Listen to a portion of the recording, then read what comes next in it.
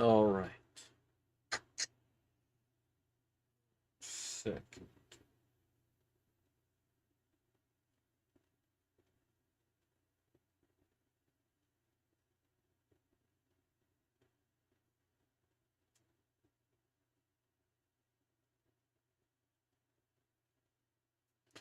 All right. Good to be back.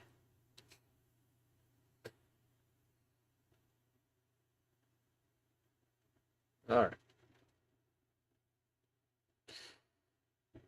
So, I just wanted to cover two things today. One, Dustborn, or Trashborn, whatever you want to call it. Your pick. And yeah, let's get on with it. Let's go ahead and start. Why wait? All right. There is no hope. It's 2030, 3 decades after the broadcast. You play PAX, ex-con, con artist, outcast. You've been hired to transport a mysterious package from Pacifica to Nova Scotia across the justice-controlled American Republic. But this is not a one-woman job. The fanatical Puritans are on your ass. The authoritarian justice is in your way. You're an outlawed anomal, and you're 4 months pregnant. You need help. You need a crew. Recruit a band of misfits and outcasts with the power of words. Together you might survive this road trip, unless you destroy yourselves first. At the end of the day, there is no hope, except for us. Oh, Lord. Oh, this is already not looking great. The only competent looking one right here, but something tells me appearances are deceiving. And then we got a Illuminati. Is that's what that is, guys? Is that the New York sewer inspector symbol right there? I don't know. And we got our main protect. The jawline is atrocious on this woman. She looks ugly as fuck. And we've got big heifer right here. Jesus, your shoes are going to explode. And a fucking Star Wars robot. I'm pretty sure that looks exactly like the robot from that one Star Wars movie, Rogue, I think, except smaller. You just can't without your crew mob of misfits with peculiar powers, compelling stories, and clashing personalities. Wield powerful, weaponized words. Words can hurt. Use weaponized words fueled by disinformation in combat and conversations to fight enemies, manipulate strangers, and motivate friends. The romance of the road trip. On the road across America, you'll stop at iconic locations in a dozen states. Explore strange new places and take on unexpected assignments. Meet a diverse cast of characters. Enlist new crew members and fight your pursuers. Also, these other things. Cross the divided states of America, ruled by an authoritarian justice from Pacifica to the free nation of Nova Scotia. Staying one step ahead of the fanatical Puritans. Record and remix echoes of the infodemic into the new weaponized words and manipulate, intimidate, and control the people you interact with. Manage your relationship through dialogue choices and human interactions and an expressive breaching dialogue system.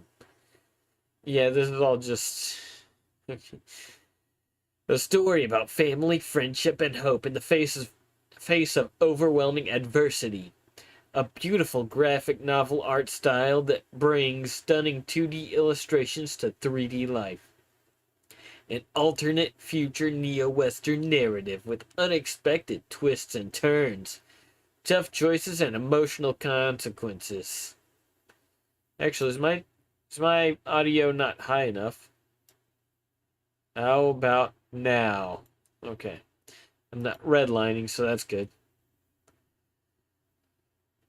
travel undercover as a folk punk rock band I hated already, and learn to play a set of original tunes around a campfire before proving yourself in an epic battle of the bands.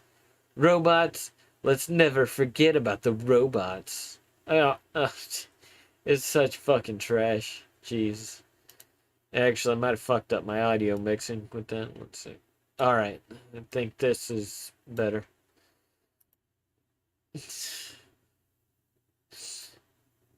Alright, let's... The wokest game ever, Dustborn, has an abysmal player numbers on release date. Red Thread's game recently released game Dustborn, which has been described as the wokest game ever, has not even hit over 100 concurrent player on its release day. Back in July, following the release of a game's... Why can't I read right now?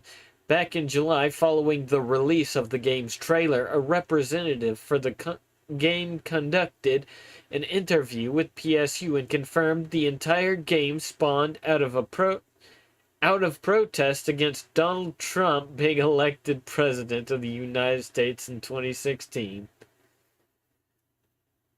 The representative was asked what were some of the inspirations during the early days of making the game. He responded, "For us, it always begins with the characters and the world, followed by the narrative. We generally have an idea of genre, setting, mood, and tone, who the protagonists are, and then we build that game around it. Art direction, game mechanics, engine, specific features, all that follows them. Most importantly, the characters." Well, you fucking failed. That's very different to how some studios operate, but Red Thread is first and foremost a storytelling studio. We tell stories using game mechanics and interactivity, and we try to do something fresh and different with every game we develop, he continued.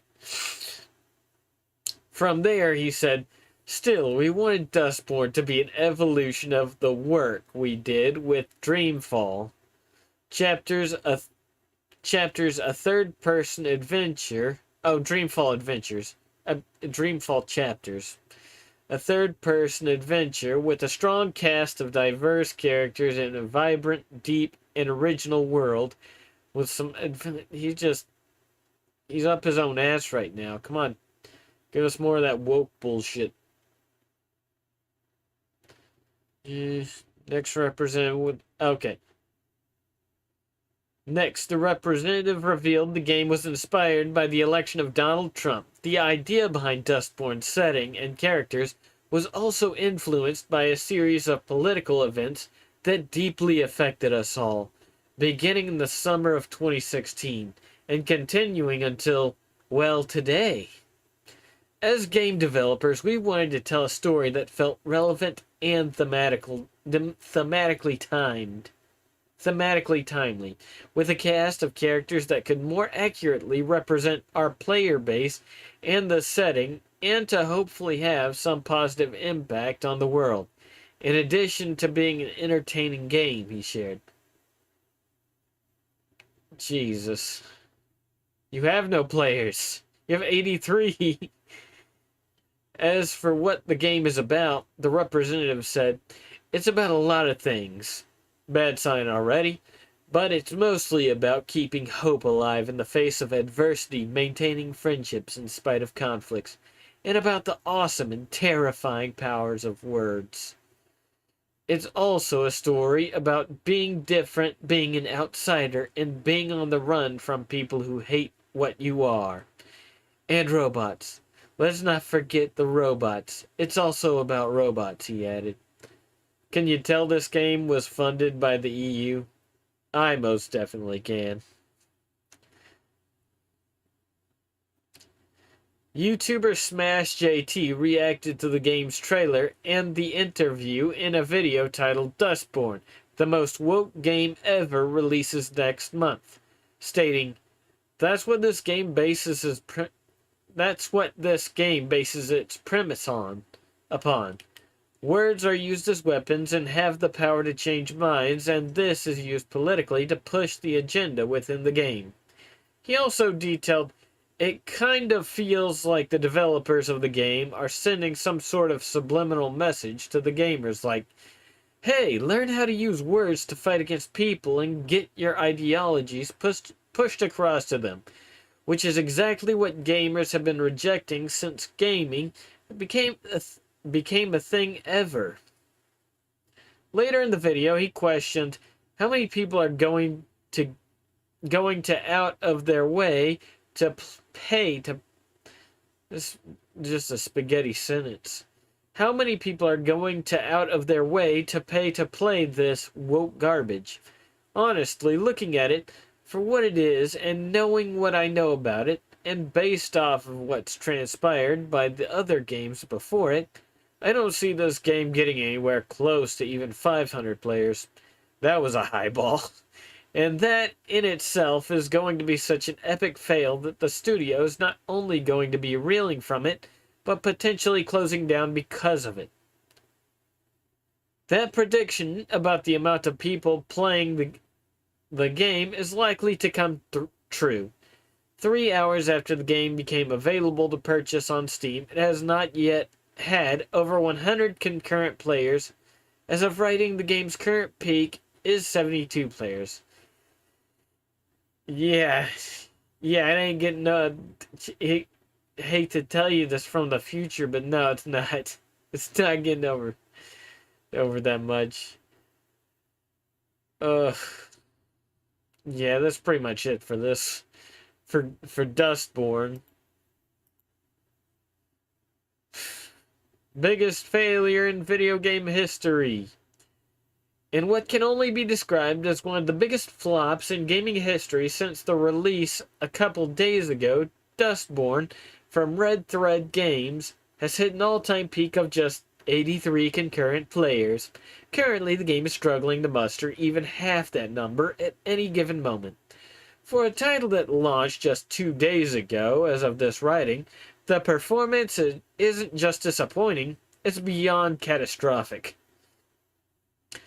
As I stated previously, Trashborn had all the makings of a failure of a game on paper, developed by the same team that brought us the beloved Dreamfall series, and published under the spotlight by Quantic Dream label. The game could have been a home run, but, oh wait, full story no, not subscribing. Anyway, that's it for this one. Just what a fucking garbage game, Jesus. And the second story we have today. The second story, it's good. It's really good. Alright. Jesus, all the ads and shit. Artists get revenge on art-stealing t-shirt robots. Tired of bots appropriating their art for print-on-demand t-shirt companies? Yeah, the way that these sentences are formed just seems weird to me whenever I'm reading them. Tired of bots appropriating their art for print-on-demand t-shirt companies, some artists on Twitter have struck back. After figuring out that the companies were using bots triggered by the phrase, "I'd love to have that on a t-shirt," and similar variations to steal their designs, they got to work creating the most embarrassing and most potentially actionable images they could manage and then set them up to be stolen. Oh, I love this artwork. Nice drawing, OMG. I need this on a shirt. Not licensed by the Walt Disney Company. I'm Mickey Mouse and I smell like rotten eggs. Haha. Oh, I'm Mickey Mouse and I smell like rotten eggs. Haha. This is not a parody. We committed copyright infringement and we want to be sued by Disney. We pay all court and tribunal fees.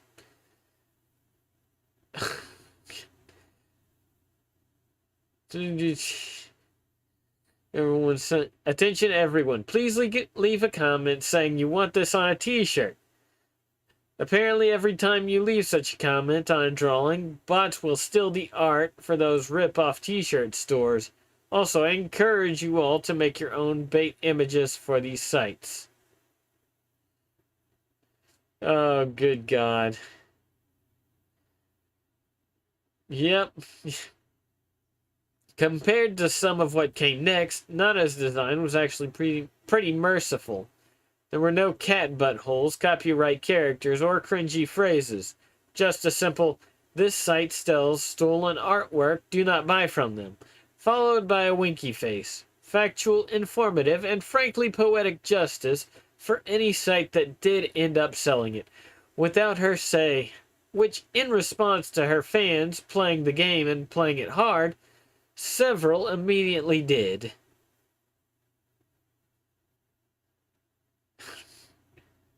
Yeah, pretty much.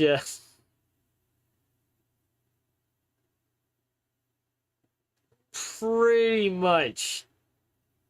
This is what's been going on. I definitely tell you to look this one up, guys. It's good. Anyway, I think that's going to be it for today.